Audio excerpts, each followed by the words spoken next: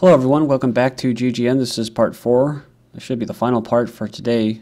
My website's ggnonline.com, and on YouTube my channels are ddarko2012 and ddarko2013, and I should have all the links in YouTube's video description. If you can help me out via PayPal donation, I would truly appreciate it.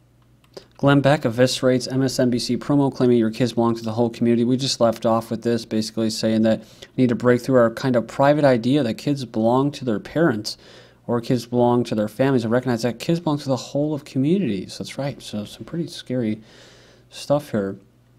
So goes on here. It says, so Glenn Beck referenced Agenda 21, which emphasizes the collective over the individual, noting that it's been branded a conspiracy theory among adults with children, or while children are learning about it in school. Anti-LGBT Westboro Church to picket funeral of, I guess, fag enabler Roger Ebert.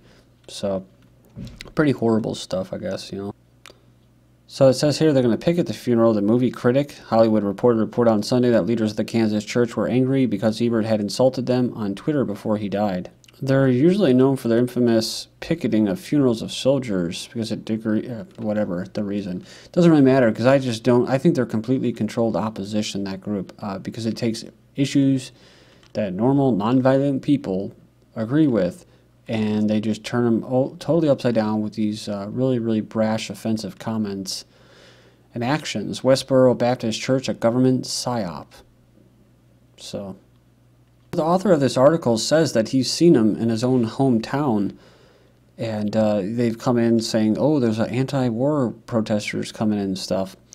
But he says here, I have no doubt of this, that the Westboro Baptist Church is a government psychological operation. The government is very sensitive about the bodies of these soldiers coming back to these small towns. All the coffins come into the country through only one air base, and they're careful not to allow anyone to photograph them. The small-town funerals are breeding grounds for anti-war sentiment, as people will naturally ask, why did this person have to die? Nothing fuels anger towards the war more than these funerals, and the government knows this. It says, into this reflective, politically charged atmosphere comes the Westboro Church to work their magic. The first thing that happens is that they divert any possible anger against the government and direct it upon themselves. People who might have been angry about the war are now angry at these nitwits calling a local hero a fag and describing how he will burn in hell because he fought for a fag country. As I walked through the crowd, you could really get a sense that these people were galvanizing the patriotic spirit of everyone around there. Second, this Westboro Church attracted an enormous police presence, including riflemen in buildings, armored vehicles, SWAT teams, mounted police. It was a show being put on for the benefits of the townspeople.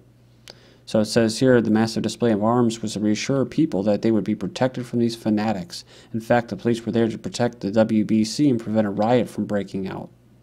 Third, the presence is spun to reflect our freedom of speech and how government tolerates any sort of dissent, no matter how ridiculous it may sound. Fourth, the people are led to believe that these people are war protesters, and many of the local papers describe them that way. And fifth, this fits perfectly with the establishment's ongoing effort to discredit all world religions in preparation for its implementation, eventual implementation of a secular state religion, similar to Orwell's prediction made many years ago.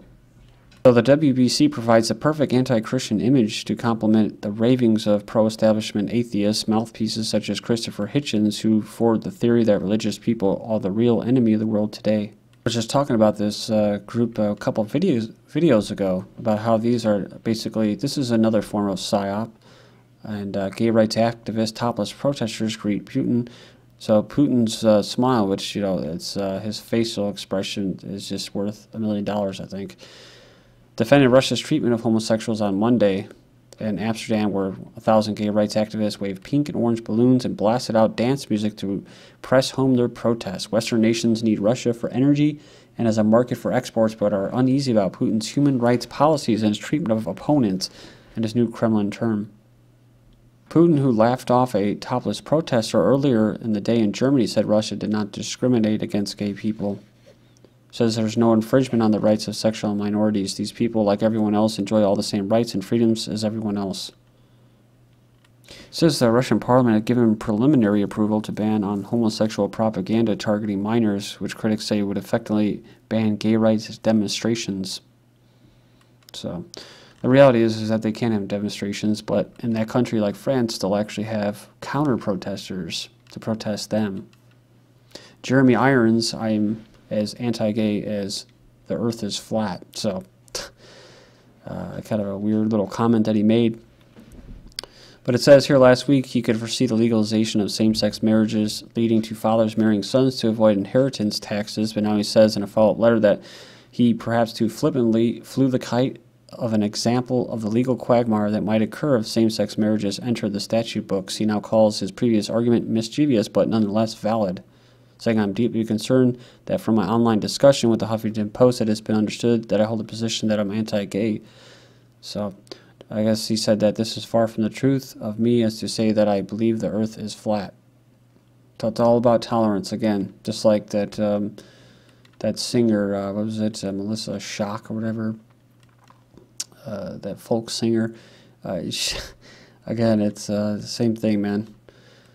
All right, all over America, evangelical Christians are being labeled as extremists and hate groups. So it says these evangelicals are rapidly becoming one of the most hated minorities in America.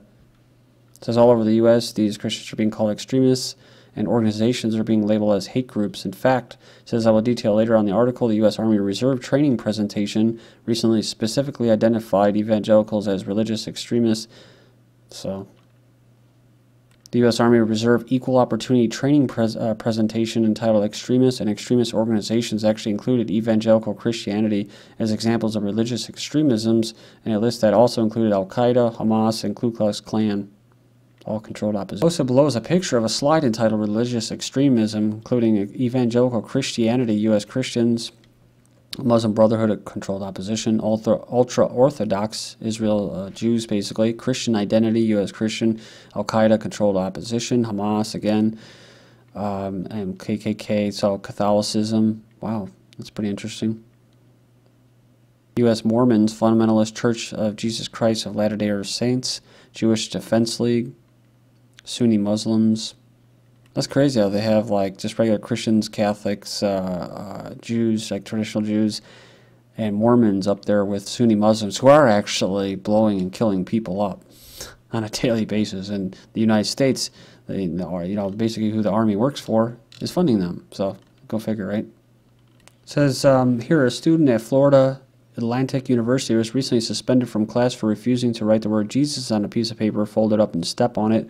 A 14-year-old homeschooler in Maryland received multiple death threats after testifying in favor of traditional marriage before the Maryland State Senate. A 14-year-old student at a public school in Texas was suspended from school for saying that he believes homosexuality is wrong. Number 4, a gay activist group that smashed up a church in Oregon says that it hopes that it will strike the fear into the hearts of Christian leaders, throwing baseball-sized rocks through the 9 church windows.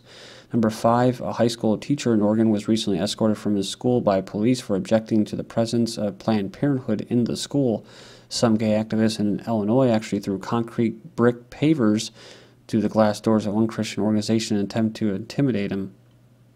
Attackers demanded that the Christian Liberty Academy, or CLA, shut down a banquet it was hosting later that evening for the homophobic hate group, as they said, Americans for Truth about homosexuality. Number 7, all over the country, people are being fired from their jobs for expressing their belief and biblical view of sexual morality. Street preachers all over America are being threatened with arrest just for standing on the street corners and preaching the gospel. Yeah, this one from Pat Buchanan from March 29, 2013. Can one nation have two moralities? Same-sex marriage is an absurdity to traditionalists, and tradition is bigotry to the new moralists. So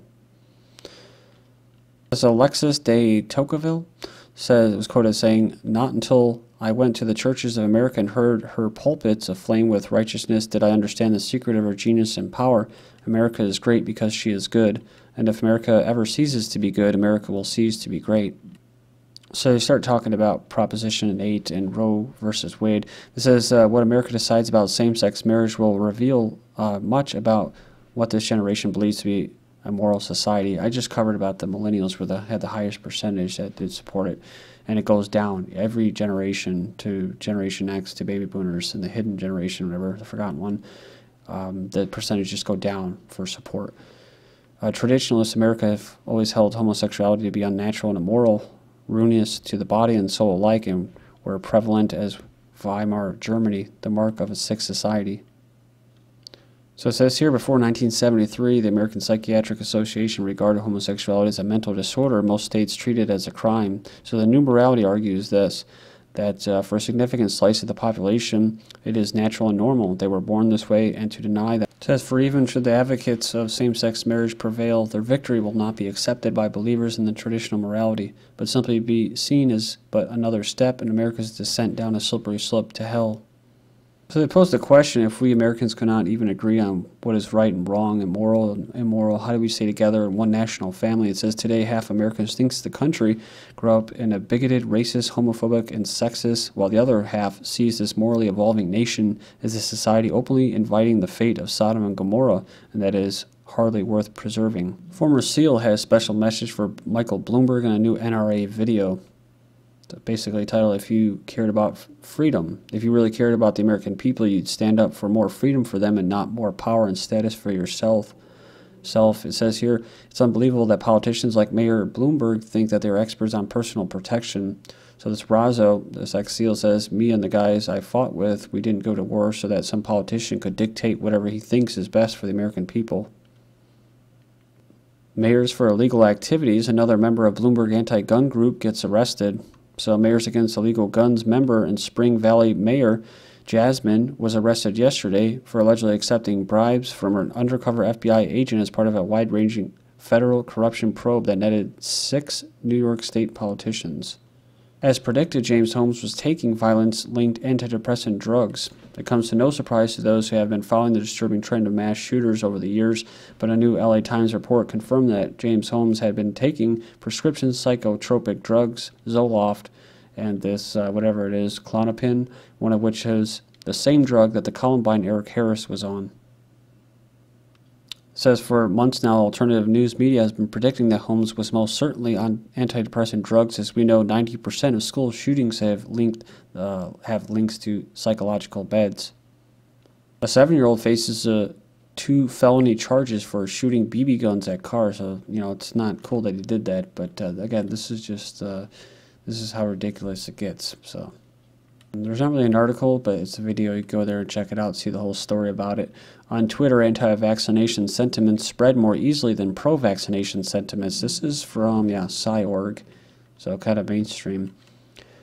So it goes on here, it says on Twitter, a popular microblogging and social networking service, if you haven't heard of it, right, like you need that kind of description, says here statements about vaccines may have unexpected effects. Positive messages may backfire, according to Penn State University.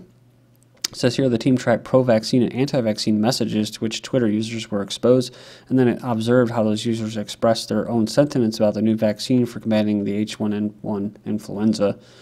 So mostly a lab-made virus. The results, which may help health officials improve strategies for vaccination awareness efforts. Team's first unexpected finding was that exposure to negative sentiment on vaccinations was contagious, while exposure to positive sentiments was not. It says cause and effect are difficult to unravel in data such as these, so we can only speculate about why we saw this happen. Whatever the reason, the observation is troubling because it suggests that negative opinions on vaccinations may spread more easily than positive opinions. Again, it's like I said, like mother's intuition with their kids. You know, it's your gut instinct. Saying we don't want that crap. You know, maybe if you're going to South America, you might want to get something, but you know, these 30 vaccinations in your first couple months of life, I don't think is good. It says here, a poll says 40 million or 47 million people believe Big Pharma creates diseases. A new major poll from Public Policy Polling over what U.S. citizens believe to be true about their government and beyond has revealed that a whopping 47 million citizens are privy to the fact that Big Pharma, pharmaceutical industry, and the current medical health paradigm are actually generating further sicknesses within the nation, and that's just within the United States. One of the questions was, do you believe the government adds fluoride to our water supply not for dental health reasons, but for other more sinister reasons? The media then takes it and says 74% of people think water fluoridation is healthy. Instead, the poll should have asked if fluoride is dangerous to the human body or lowers IQ. What would be amazing in such a scenario is that we'd see still a large population of people say that fluorides do not lower the IQ, even when Harvard research and 25 plus other studies have confirmed that it does. And that's it. Thank you for joining me, everyone. This is GGN. I'm Darko.